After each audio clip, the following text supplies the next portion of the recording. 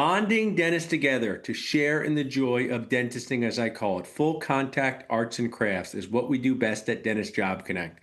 If we can help you hire an awesome associate, please text hire to 215-798-9897 or reach out to us at dentistjobconnect.com. My name is Paul, Dr. Nacho Goodman, failed NBA superstar and the founder and CEO of Dentist Job Connect and Dental Nachos, and also a multiple practice owner myself. And I am thrilled to be interviewing a friend, someone I admire, someone who I have done the three things Dental Nacho stands for. Todd, learn, laugh, and feel less alone. I've done all of those with you at events and seeing the things you do. So would you just share with us for a minute, so we welcome you to our show, what you do in your daily dental life to help dentists? Yeah, well, I appreciate that. And it's my pleasure to be here. And I've done those three things with you too, Paul. So thank you. This is a Awesome. first for us. I'm looking forward to it. So it depends on the day on the calendar. I'm either in my office helping people smile again. My practice is limited to full arch implant surgery and rehab. And when I'm on the weekends and I'm working, I'm typically in our classroom here at the Institute teaching one of four levels to doctors um, uh, about how to be better or how to improve their skill set as it relates to implant dentistry, singles, multiples, guided, full arch stage, full arch loaded, biologics, but mainly relational, how to just really care for people, how to understand needs, how to speak to their patients appropriately, get the answers they want, just you know, treat the patient, fix the mouth. I love that. Tell me, teaching implants, I did for years. I did a lot of the basic implant courses with a company called Hyacin. I love them. And it was so transformative for a dentist just to place one dental implant. I know you do full arch surgeries and I'll call it fancy, super fancy cases, but tell me for a minute just the impact on a dentist when they come down and get started with dental implants, whether it's personally, professionally. Dentists can have more fun. Tell us about that impact on the dentist. Yeah, I think, when we all go through dental school, it's kind of like we walk this maze and we meet our requirements and then we sit at the board and are nervous as heck. And, hopefully we do good things and we land up getting a license. And then we go to work and we apply those things that we've learned. So a lot of them, not all of them, right? And we find our way. I think a short answer to the question would be when I get to see these folks and they haven't yet maybe entered the implant arena, when they do the course and ultimately Saturday work on their own patient and drill a hole, a very organized methodology towards drilling a hole in a jaw and putting an artificial root in it, and then looking at the results. I think the thing for me and for them is this sense of accomplishment. And not only is it a huge sense of accomplishment, even though it's just one dental implant, it's that they opened up a brand new chapter of a brand new book that they don't have to be convinced that their dental patients need. They know that this is a Right. very viable solution. So I think one, they feel very achieved. Two, like you, I'm a general dentist and I have a long history of, 25, 35,000 implants, whatever it is. I represent something that can be achieved by any general dentist. And I represent that to them. So it becomes an inspiration saying, well, he's a general dentist. If he could do this, I could do this. Maybe I don't have to do it to that level, but I have hope. And so I see the inspiration, I see the achievement, and they brought themselves here and they did it. And I think that they feel like they're better dentists the day they leave. I love that. I'm with you on all of it. And I don't think you even knew this, but we have a thing where we say celebrate your SOAs, your sense of accomplishments. And whether it's through Dental Nachos, Dentist Job Connect, my team, we often get stuck in the muck of negativity, people who don't like us, things that didn't go well. So I often ask my team, what was your SOA of the day? And it could be as simple as getting someone onboarded to the Job Connect platform, telling someone to figure out how to do CE, a patient who said, I'm really glad I did that. So I think we need more of that. And I'm with you. And one thing I'll share is I learned dental implants in my general practice residency right out of dental school. So I wasn't good at anything, right? I wasn't good at fillings, crowns, or implants. And when you learn it at an early stage, it just becomes another procedure you're learning along with general dentistry. And I found it to be quite enjoyable and predictable. You make the hole, you put the titanium root in it, and you're finished. Nobody complains about the color. There's no contact. And I just personally felt, practice resident, you're just making the money no matter what you get as a salary. I wasn't making more if I did implants or class twos or crowns, but I just was really thought it was cool that it was fairly a predictable procedure to do. So I am totally with you on that. And I liked how you described the organized methodology. Yeah, Uh, sorry, I think that, I- a couple of things about that. One would be, when we graduated, or at least when I graduated, the world of, the internet and what YouTube offered, and, the number of general dentists that were placing implants, it's a little different than it is today. There's so much information out there. Young grads have that at their fingertips. And the other thing is, I think one of the easiest parts about the full implant experience for the doctor, one of the easiest things is actually putting the implant in. right. It's focusing on a lot of the other things around Yeah. the implant, but I agree with you. Yeah, I found those to be kind of fun. The challenges of planning, knowing what to do, know what not to do. So I just, I came at it. Well, I wasn't really good at anything in dentistry, and I was learning how to place implants as I was learning how to prep a crown or do endo, and I just Yeah. had lined it up like any other procedure. Now I know what you're doing now is also part of a group, helping dentists grow, achieve, strive, hiring other dentists. Your group, Reveal Dental Partners, is part of Dentist Job Connect, awesomely supporting us, looking for associate dentist. Whether it's from the Engel Institute or Reveal, what do you look for in an associate who thrives long term? If you were giving some advice to someone a few years out of dental school about being successful as an associate before we become a practice owner, what are some tips you would give them? Yeah. So, our model there's quite a bit of organized, operations happening now. We know that. Our model, I'd like to think is very different. So when we talk about associate dentists, coming out of school, or what do we look for, our model is really, really centered around the person. It really is. We are definitely people first. When I looked at, this transition, if you will, I was considering just being done, quite honestly. I would continue maybe a day a week in private practice. I would do some guest lecturing and presentations and stuff. But I felt like maybe it was just time for me to just live a different life with other interests that I have outside of dentistry. And I was very prepared to do that. But I felt like, if I was going to stay, I wanted to stay for what my right reasons were, what mattered to me, not to become a 600 practice, operation, and, have a stream of revenue that was ridiculous, and, and have a command over hundreds of people. It really wasn't that, because my other interest in my private life, it would suit me really well. For me, it was more about finding, as you ask, the people who just had a passion for what they did. And I want them to sell me on their passion. I want to believe what they feel. From there, the next thing is, let's dive into your practice. What do you do now? What are your goals? How, show me your work. Show me how you, execute a treatment plan. So I think for us, it's people first. And Yeah. if like Paul, when you and I talk, we probably could go away for a weekend and talk straight for 4 days, right? Yeah. We'd hog up all the oxygen in the room. That's And, true. and I'm it's an oxygen hog. Perfect. They should start calling me that, my organization. Oxygen hog.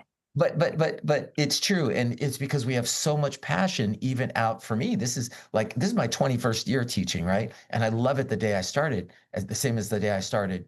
So I want to feel the passion from the dentist. I want Reveal, the core value of Reveal, to be about people, caring for people, right?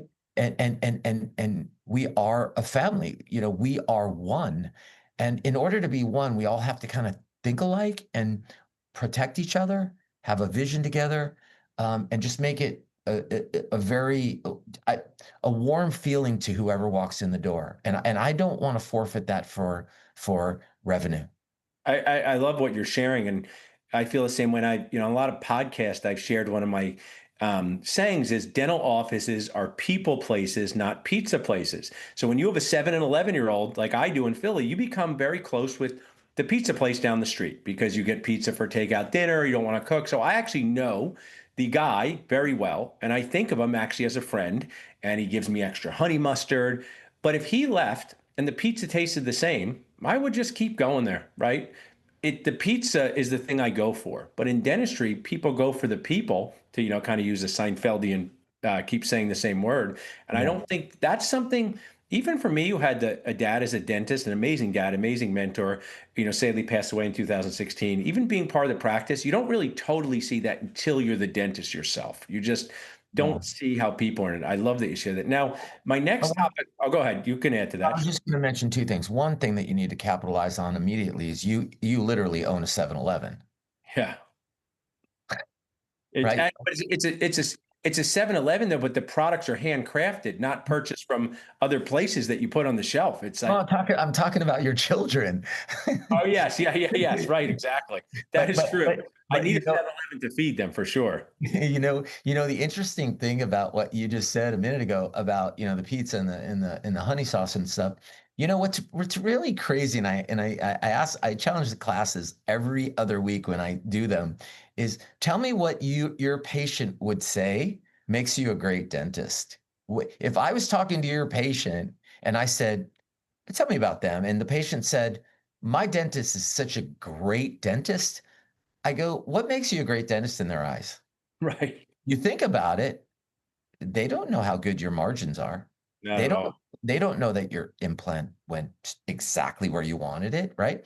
They know that you have great chair side, that you care, that you're close to home, that you're just a great person and you care about their well-being, kind of like you go and you get the sauce.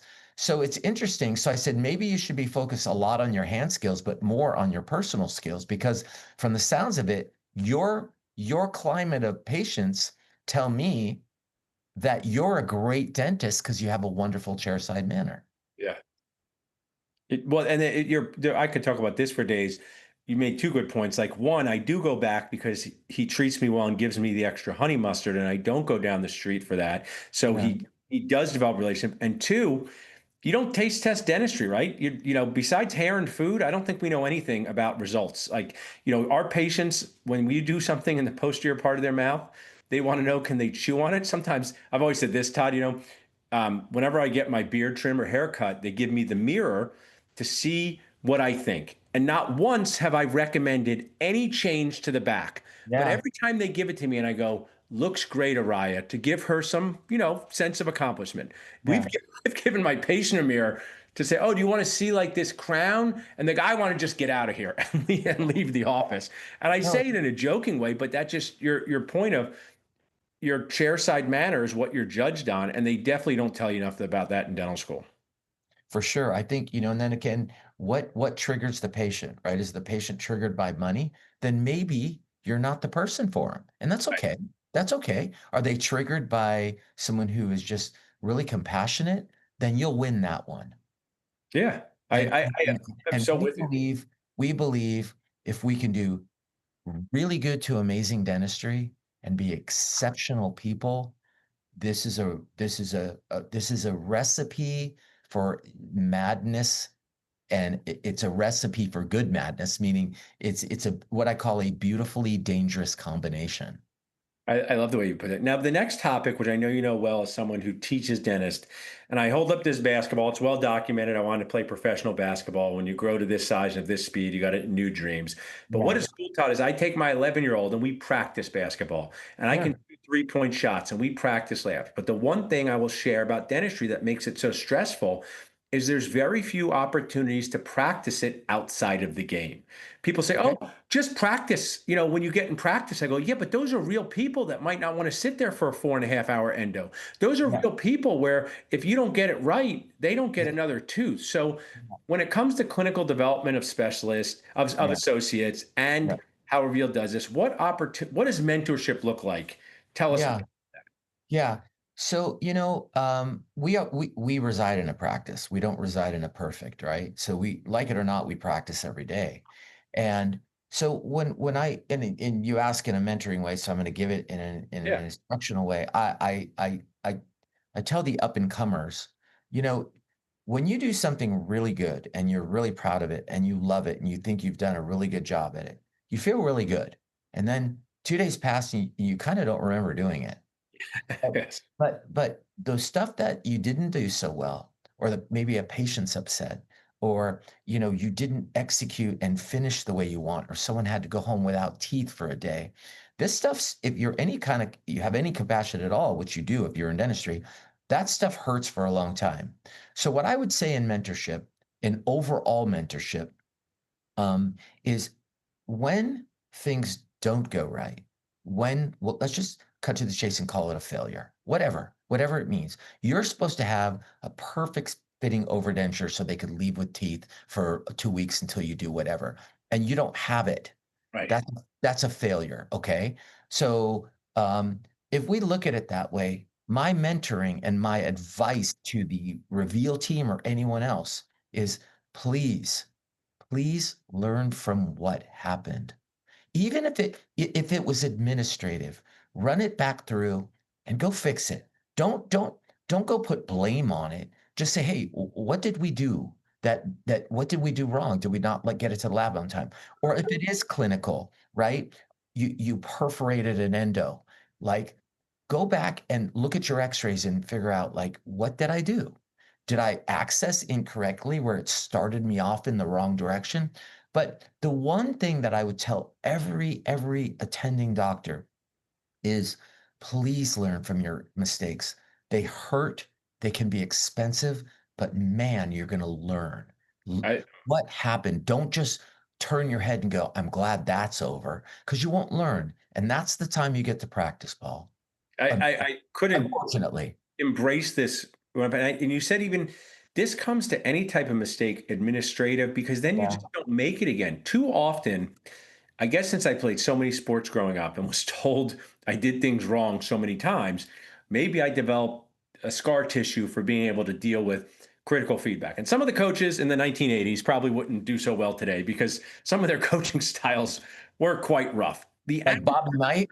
Yes, I read Season on the Brink. I was so the and part to that though is, if my team in any of my teams makes an administrative error, I just want us to sit with it so we don't make it again, not ignore it, not run away from it.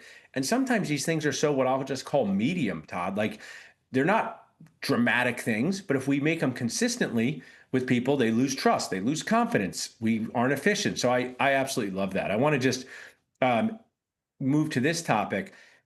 I mean, I say this with true authenticity. Anyone who runs any training course for dentists on patients is doing the work of the Lord G.V. Black.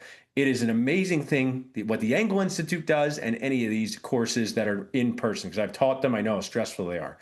Tell us about the mission of the Engel Institute. And it sounds like it's tied to Reveal and some of what they're doing. So, kind of the floor is yours. Tell us a little bit about the history of what you're doing with the Engel Institute Well, and yeah.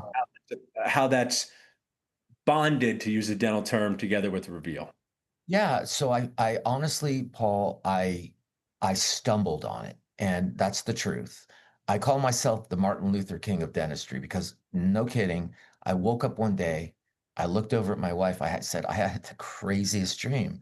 She said, "What did you dream?" And I said, I dreamt that I was teaching doctors how to do implants because when I started doing implants, I mean, there were GPs around doing them, but it wasn't anywhere near what it was now. But I had friends that said, "How'd you do this? Where'd you learn this? You have a little bit of an affinity for this. These look nice, you know?" And so the combination of loving it and getting pretty good results. I think every dentist has things that he or she does they do really well, that they commonly repeat really good results, and other stuff that they attempt because it's part of their, menu item, if you will, and they know that they're not great at it, and they're probably not great at it because they don't have a passion for it, right? If you have a passion for it, you tend to, deal with the hours it takes to get better at it. But so I had this dream, I did this thing, and I felt like, well, the most obvious thing that no one at the time was doing, really, no one was doing. The most obvious thing is, why don't I start this thing with general dentists just like me, the lobsters of the sea, Yeah. floating at the bottom, right? Why don't I repeat a dental school like experience with real people? right? So like it's one thing to inject, an orange, and it's one thing to, take a scalpel to an orange and practice suturing. But if you try the same thing on a patient as a beginner, holy moly, it's pretty nerve-wracking. Yeah. So yeah, so then it became, well, we can drill implant osteotomies on models, we can drill them on, dead pigs, we could drill them on foam, whatever. But like what about we get to the office? That's where most people freak out. If you're listening and you took CE for years and you're going like, why haven't I started? Because there is a massive leap from a styrofoam jaw to a Yes. human being that bleeds and gets mad, right? Yes. Like, so without taking up a ton of time, so it went to that. So I started in California, and the next thing I knew, Henry Schein got behind it, and they're like, "Well, would you consider using our implant?" And these courses were selling out like from moment one. Nobody knew me. Nobody knew the institute. Nobody knew anything other than, you mean I could go there with my California license and do anyway? So then I started branching out and finding people like me with Henry Schein. And we started opening mentoring offices. For the sake of time, we'll call them franchises, right? To where I would go and I would rent out a Marriott hotel. I would do the lecture for 2 days, and then I'd go to Dr. Paul Goodman's office. He'd have a dozen, bicuspids and molars lined up, single implants, and we'd do them. And Dr. Paul Goodman would help me lecture or not, and then we'd execute it. And it was great, and it caught on like fire. So eventually I had 12 in America and I had one in Toronto, and I was traveling 40 weekends a year, and it was working. It was the Starbucks of implant education. Cool. Like, yeah, it was great. So my mission and my role was to not for profit the patient. Okay, and now it sounds very generic, but at the time it was not happening. So not for profit the patient with an implant, which they would come in and they would be like, man, if I can get an implant for a few $100s, Yeah. I would have never had that chance, right? And then you double your lab fee and give them a crown and an abutment for, a lot less money than what it normally costs. And so you have a very happy, compliant, appreciative subject matter sitting in the chair that makes the experience for the person learning wonderful, right? The philanthropy. Then all of a sudden everything was working, and companies like Nobel Biocare and obviously now Straumann come to me and like, what can we do to be part of this? You use Straumann, right? So I created this 5-layer tier where no matter what layer you were the attending doctor, you were me, you were the patient, you were Strawman. It was a multiple win for everybody. Um, but I'll tell you, I had to work my rear end off. I had to go to you. I had to, you know, I worked really hard, really, really hard. Um, and then about 7 years ago, I said, "Okay, I've developed the notoriety in the name. I'm gonna start trimming back, and if you wanna come see me, I'm in North Carolina." Now, with the reveal, we're branching back out, so we're opening 5 new institute locations. Right now, they, are Florida, Wisconsin, Colorado, and most likely California or Arizona again, just to be a 2.5-hour flight from any state. Um, and we're yeah, and so I'm really excited. I love what it does. It's built by human for human. I think what's cool, just if I can add in, and I have a smaller but similar experience in teaching, basic implant courses in the East Coast, is that it is so much work on the person doing it. And then also, as much as you love it, you're sitting there with people their first time making a flap. I know now you have advanced courses, but I know they bring their own level of intensity to them. But the impact you get to have on everybody, I love that, is such a win-win. Are these places, Todd, if someone was listening, if you're in Wisconsin, is it for Wisconsin dentists only, or can you come Oh, from other places, or yeah. how's that? Many states are closed states, meaning you have to like in Florida, you have to be licensed in Florida. Gotcha. But some states like North Carolina, where you apply, you work under my license, Arizona, New Jersey, Colorado. But there's a few organizations that are forming. One, as I understand it, called Compact, and it's combining 12 states or more. And I feel that eventually it'll be fully national. Where look, we recognize you graduated from an accredited American dental school. So whether it was Marquette, University of the Pacific, NYU, or Baylor, no matter where you were, we all are held to a similar standard to practice dentistry, right? And so I think what's happening, it's like, okay, well, now, we need to help our dentists become educated. And if there's live patient opportunity, let them do that. Don't force them I mean, to, you couldn't get a big enough soapbox for me for this, Todd. So if well, I can share about myself, for a while we were doing New Jersey and PA back in the mid 2000s, and you had to have a New Jersey PA license. I don't know if you know this about Delaware, maybe it'll help you, but Delaware has a very flexible, you can do training courses there with any license from the yeah, US. So I would go to yeah, Delaware to do some of these. yeah. But what I'll share is, as the founder of Dentist Job Connect, not having the ability to transport your license hurts patients because during the pandemic, a very nice dentist bought a practice and she was going to have a baby. And she lined up an older dentist to cover for her maternity leave for 3 months. She said, I need your help, Paul, because it's not a funny story. He got carpal tunnel and he can't practice right now. So we were literally on Nacho saying, will anybody please help this dentist in Arizona? And what was sad about this, Todd, was I know that there was a 55-year-old single dentist who would gladly go to Arizona and work there for 3 months and maybe stay in an Airbnb, but they're not getting another license for that. And it's just, to me, very foolish that you just can't go. If you're a dentist in New Jersey, you just could be a dentist in Texas. I don't know why they're making such a big deal Well, about it. yeah, what happens is, and you probably know, but many don't. It's not necessarily because of, stay out of our state because we don't trust that you know how to do dentistry. What it really is state to protect the patient. Like, okay, Paul Good comes to North Carolina, and North Carolina recognizes your license, right? And and then you work on some people, and then you leave.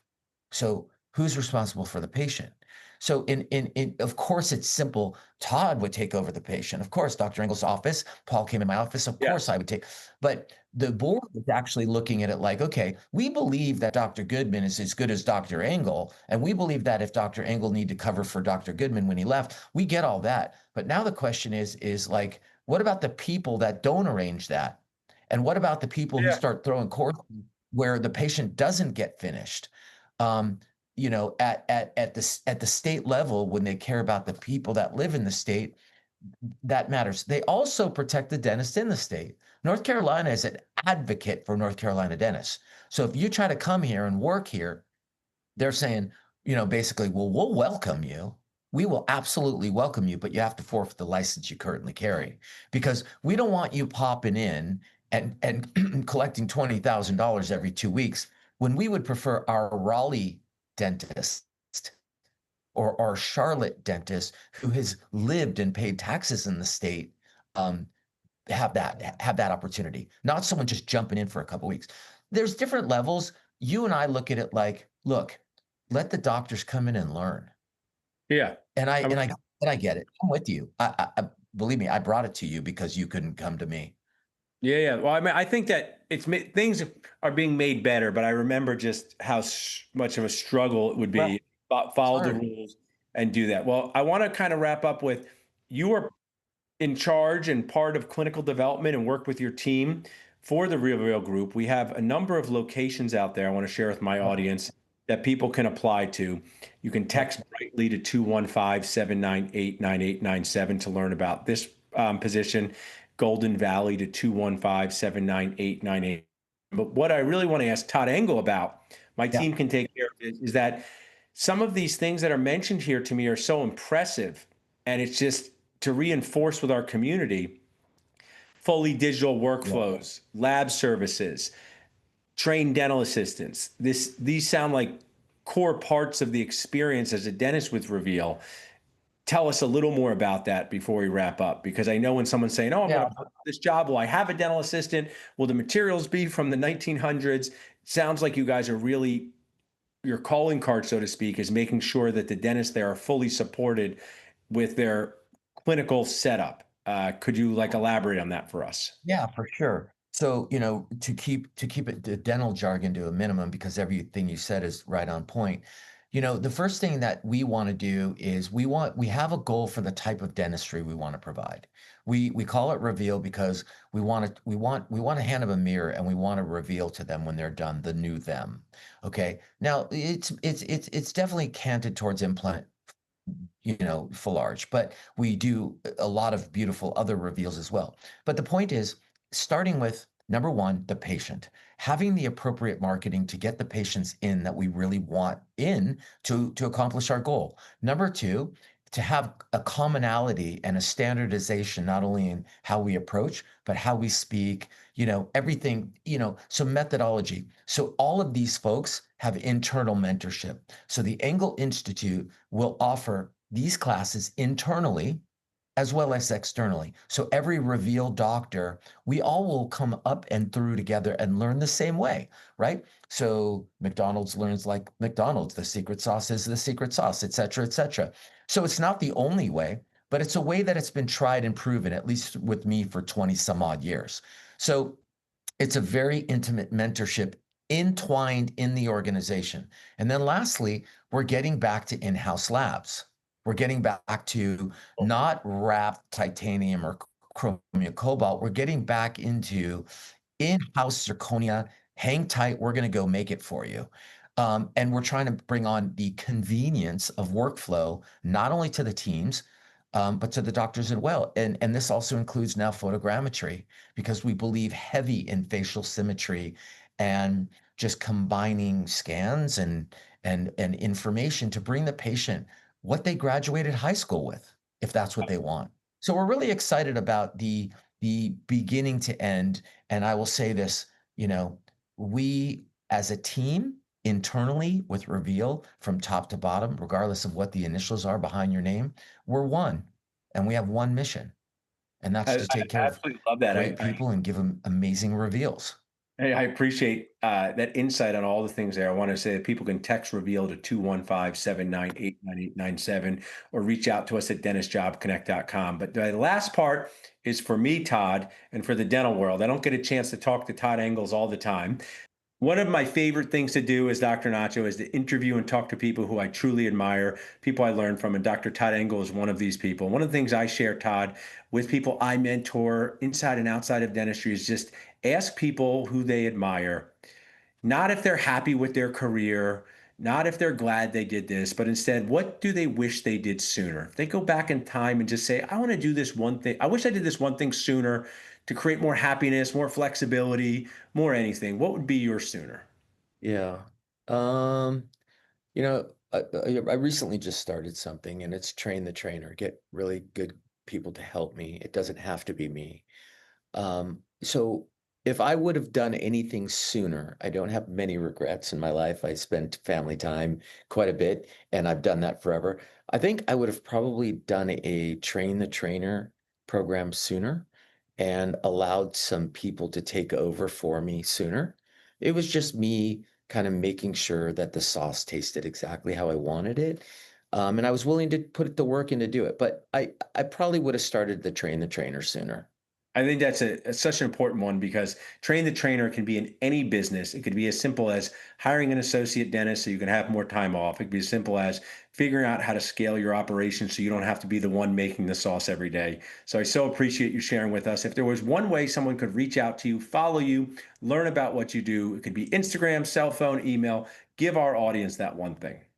Todd Engel DDS on Instagram and fire me a DM and I'd love to chat. I love that. Well, thanks so much for sharing with us, Todd. It really, really means a lot to me.